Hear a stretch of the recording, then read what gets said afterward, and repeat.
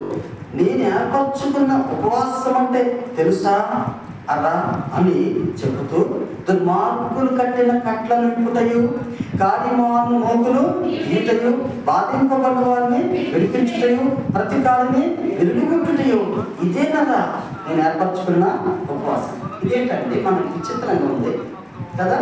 మనం ఉపవాసం అంటే ఏమనుకుంటున్నాం? భోజనం మానేస్తే సరిపోయింది అనుకుంటున్నాం. ఇంకేమైనా పని ఉందా అంటే ఏం పని లేదు. శ్రమ ఉందా ఆయన కొరకు అంటే పని లేదు, శ్రమ లేదు. దేవుడు ఉపవాసానికి ఇచ్చినటువంటి మంచి నిర్వచనం ఏంటంటే తెలుసా? లెంట్ అంటే ఉపవాసమే కాదు, లెంట్ అంటే శ్రమ.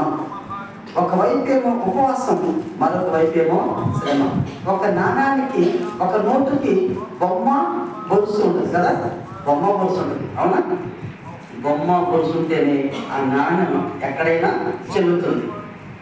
ఈ రెండు కూడా బొమ్మ గొలుసు రెండు అంటే ఒకటేమో ఉపవాసం ఉండాలి, రెండవ ప్రక్క మరొక డైమెన్షన్లో మనం చూస్తే శ్రమ కనిపించాలి, ప్రార్థన కనిపించాలి, దేవుడితో సహవాసం కనిపించాలి, మానవత్వం కనిపించాలి, మనిషిగా ప్రవర్తించాలి. ఇక్కడ మనం చూస్తే విప్పుట కట్ చేస్తే విప్పుటయు, విడిపించుటయు, విరుగా గొట్టుటయు, ఇదేనంత ఉపవాసం.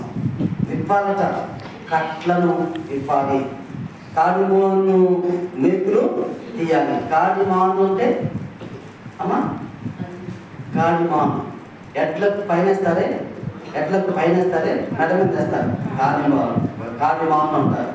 దానికి ఒక మోకు ఉంటుంది కదా, ఎట్లు వెసకకుండా ఉండడానికి ఒక పట్టె ఉంటుంది, దాన్ని ఒక మేకు ఉంటుంది, దానికి పెట్టేసి ఆ ఊళ్ళో ఆ మేకేయాలి.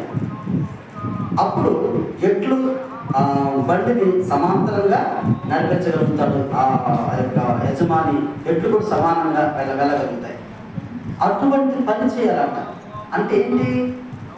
ఇది ఎట్ల నింపమని అంటాం కాదు, కానీ ఆయన ఉద్దేశం దుర్మార్గులు ఎదుటివారి విషయంలో దుర్మార్గంగా మనం ప్రవర్తించిన, బాధించిన, కాడిమాను మోకుల్లాగా కట్టేసిన అటువంటి వాటిని విప్పడమంట, తీయటమంట, బాధింపబడిన వారిని విడిపించుటట, ప్రతి కాడిని విరుగొట్టుటట.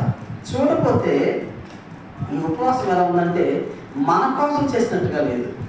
ఎవరి కోసమో, ఎవరైతే బంధించబడుతున్నారో, బాధింపబడుతున్నారో, దుర్మార్గుల కట్టల్లో కట్టబడి ఉన్నారో వారి కోసం మనం చేసినట్టుంది.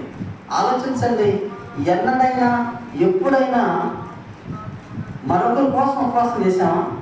అసలు మనమే ఉపవాసం లేదు, మనకి ఏ ఉపవాసం లేదు. సరికదా దేవుడు వాక్యం చెప్తుందంటే ఈ కోసం నువ్వు చేసేది ఉపవాసం కాదల్లా, ఎదుటివాని కోసం, ఎదుటివారి శ్రమ కోసం నువ్వు చేసేది ఉపవాసం.